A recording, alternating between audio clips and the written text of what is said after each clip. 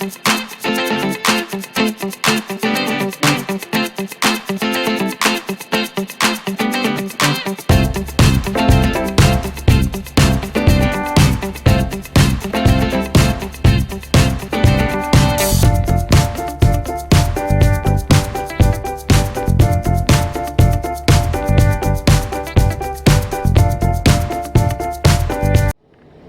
hi everybody, this is DearMamaSal and it's Tuesday morning. I just seen the cutest thing. This beautiful gray fluffy kitty cat walking up the ridge of a roof line to a bedroom window. Obviously well practiced in this, and I guess what the kitty cat does is sit outside there and meow loudly until the child, I sense, opens up the window and lets it in. It's just like, you could just see this was something it had done many times before, and it was just standing there looking at the window going, let me in here. Which I thought was really cute. Made me smile, and you know I do like to smile. So my word for today is hope, and hope in terms of hope for the future. As some of you know, if you watched yesterday's vlog, I had the privilege yesterday of going to speak to some young people. And they're part of an organization called Rotary, which is represented in almost every country in the world. It's an incredible organization in terms of its size and power to influence the world. And to its credit, one of the many wonderful things it has done is all but eradicate polio in its day. And that alone makes it a very worthwhile organization.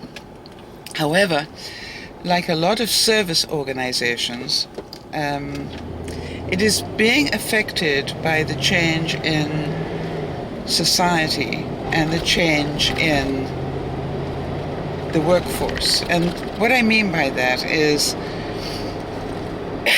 people are far more busy today than they were, say, 20 years ago.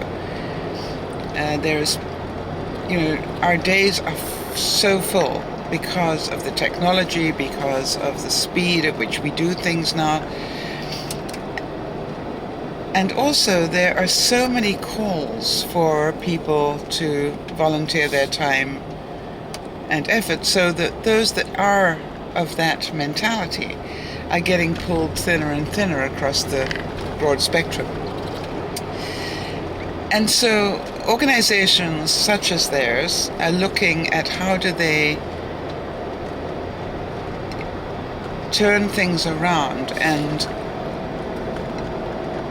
have a look at their membership in terms of what do they need to change. And one of the things that I find really so hopeful is the fact that they have brought in a whole group of young people,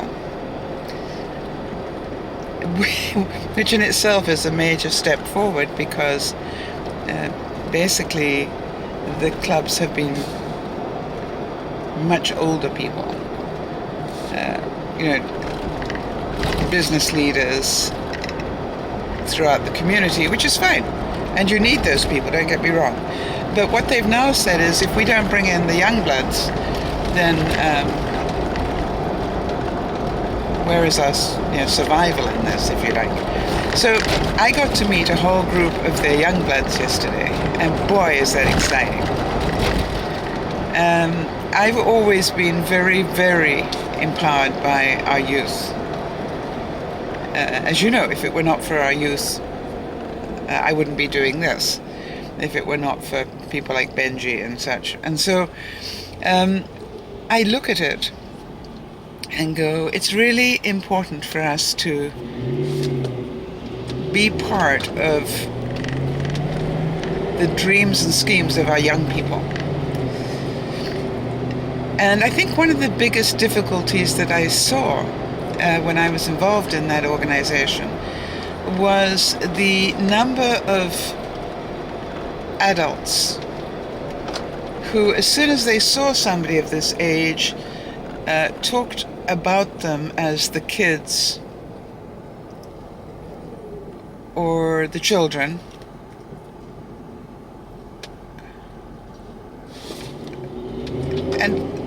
And basically, in doing that, minimize their effectiveness. They did not see them as incredibly powerful people. They saw them as whippersnappers that had a lot to learn. Now, it's really interesting to me because my experience of this age group is they are incredibly influential within their own circles. They're normally very well connected, if not through their own network, through the family network. And so to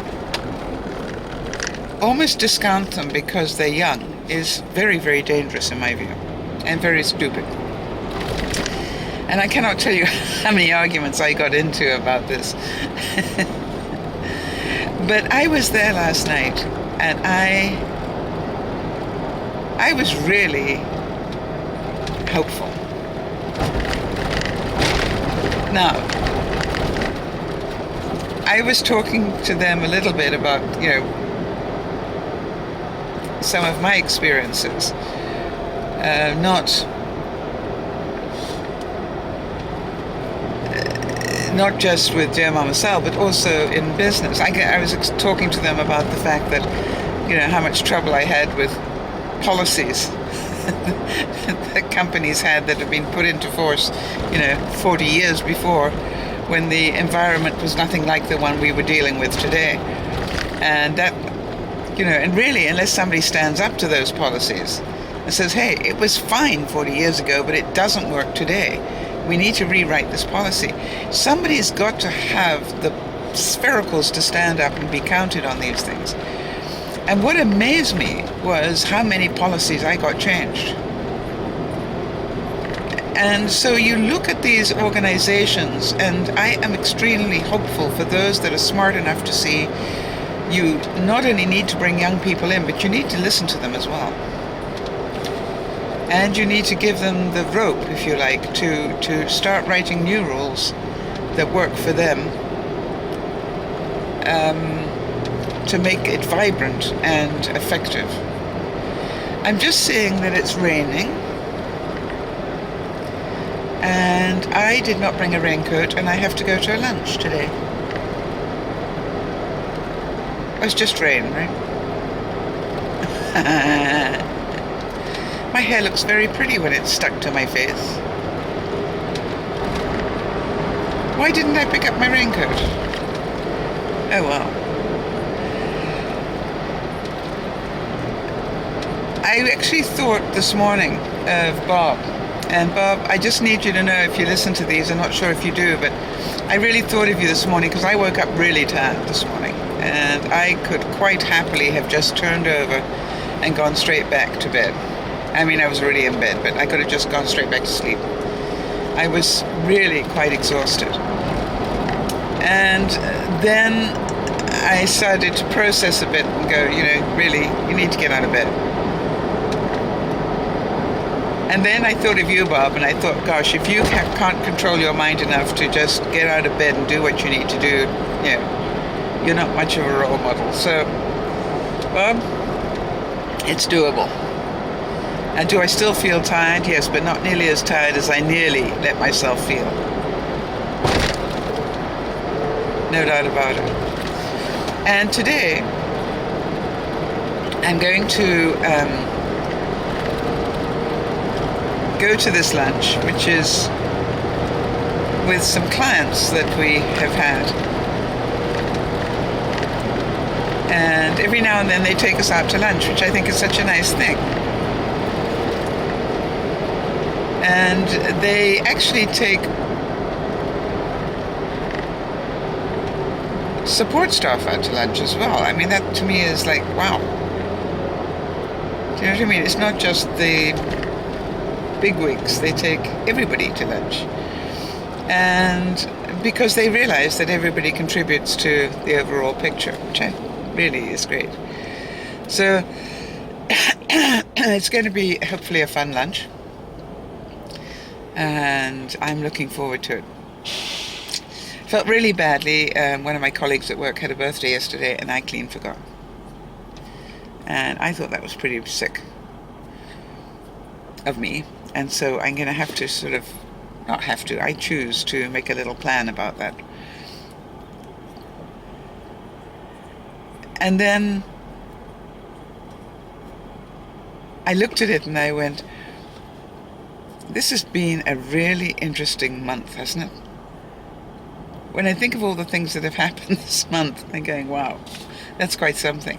I still haven't heard about the doggy, for those of you who are following that story. And I'm wondering how much longer I'm going to wait to hear. I think if I haven't heard by Thursday, I'm going to pop in at the pound on the way back on Thursday and just see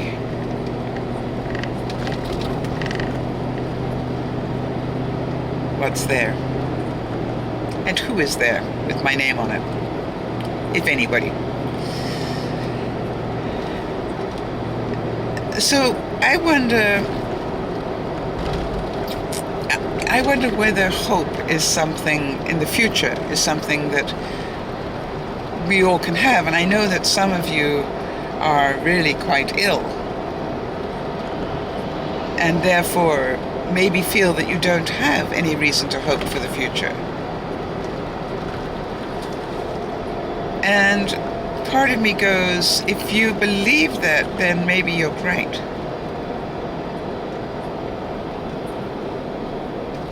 Because it is my experience that what we believe quite often is our reality.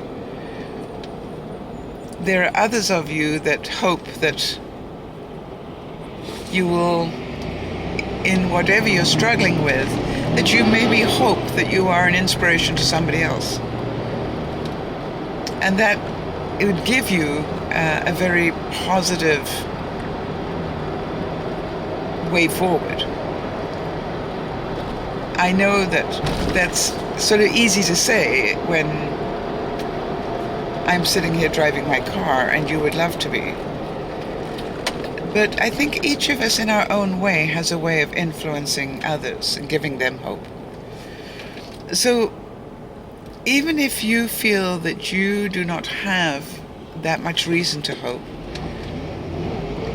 you have wonderful opportunities to be that guiding light for others.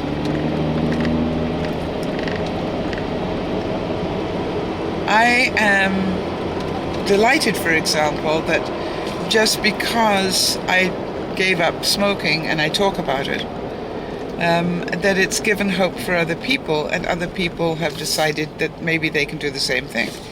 That has been quite astounding to me. Then, of course, I did the compensatory thing, which was I started to eat sugar a lot more. And so, yeah, I stopped smoking, but now I packed on 30 pounds, which wasn't particularly good for my self-esteem, but I kept telling myself, better the weight than smoking. However, now I have started, as you know, seriously working on the weight. Now, that I have good days and bad days.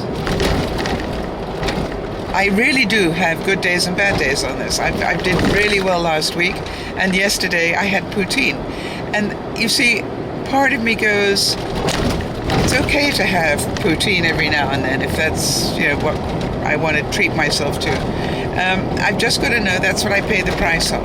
That's 2 steps forward and another one back, or in my case, 1 step forward and 2 back some days. But I was so proud of myself yesterday, and it gave me hope of my ability to start really getting control of my mind, because there was birthday cake in the office yesterday, and I didn't have any.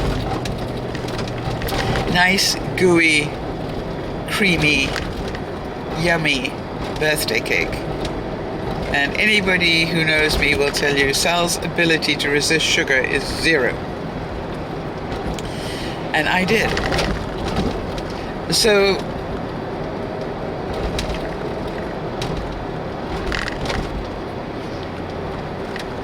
now, I'm pretty certain that what I ordered for lunch today isn't very healthy because, as you know, when I go out to eat, I do not have a lot of choices as to what I can eat, owing to the fact that I can't eat garlic. So I probably ordered fish and chips or chicken tenders and chips or something.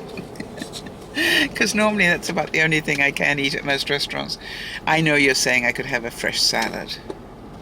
Really? That's what I've been doing, by the way. That's how I'm losing the weight at the moment. I am eating the bad stuff up until lunchtime. And then in the evenings, trying really hard to not have carbs. So that's how I've been dropping the weight. It's not that I can't have them. I try really hard not to have them sort of after lunch. And as I get hungry, I'm sort of eating fruit or a salad or something to top me up, but not carbs. So if it continues to work, it's actually working quite well, surprisingly well, actually.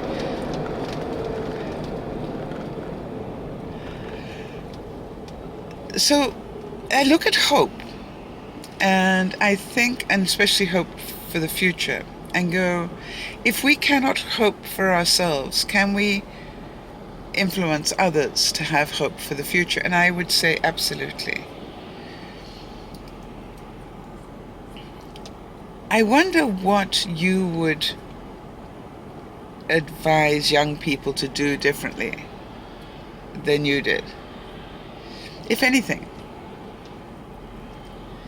One of the things I discussed last night with the young people was, we really have no idea where life is going to be at in 10 years' time. We have no idea of what jobs will be available. We have no idea what technology will have brought us to. But what I do know, it's going to keep moving faster and faster. And therefore, our need to keep up with technology, our need to understand this stuff is going to be greater and greater, or else we make a choice to, how does Glenn put it, unplug. We can make a choice to say, this technology has gone far enough for me. And I would now like to go back to a simpler life where I am not tied to my cell phone the whole time or my computer the whole time. And we ask this of our children. We don't want our children sitting and playing video games all day long. And yet, how much time do we spend? Where's the role model here? So, when you look at this, I would ask you to say,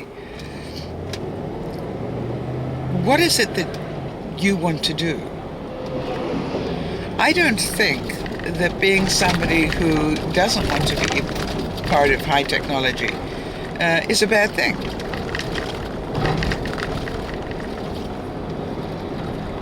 I was asked some questions last night about doing DearMamaSal, and they said to me, do you think there'll come a point where you'll wish you were not doing it? And I said, in what way? And they said, well, are there some days when you would rather not do a vlog, or however they described that? And I said, yeah, I guess so. But I said, I'd have to say that really it's become part of my life. It's a bit like brushing my teeth. I don't necessarily look forward to brushing my teeth every day, but I still do it. And I said, but quite honestly, 9 times out of 10, and more than that perhaps, I really look forward to turning on the camera and having a little chat And the reason I do is because I know people are waiting for it. I genuinely now know that it's making a difference in some people's lives. And the reason I know it is because they write to me and tell me, or they join the broadcasts and tell me. So why would I want to stop that? Why would I want to stop giving hope to people? It requires so little of my time and effort. And I know that it takes a lot of time and effort, don't get me wrong.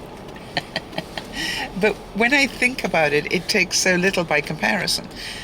I don't have to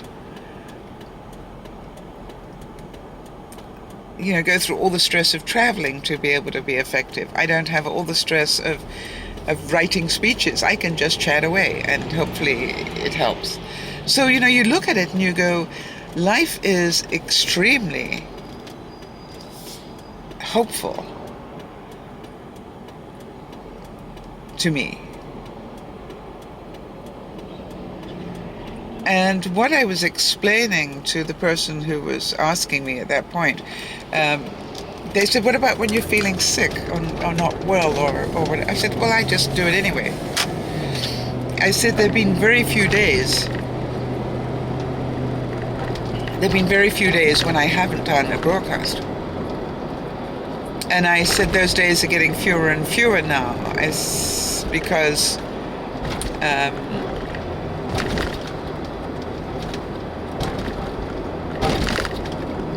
of the amount of growth.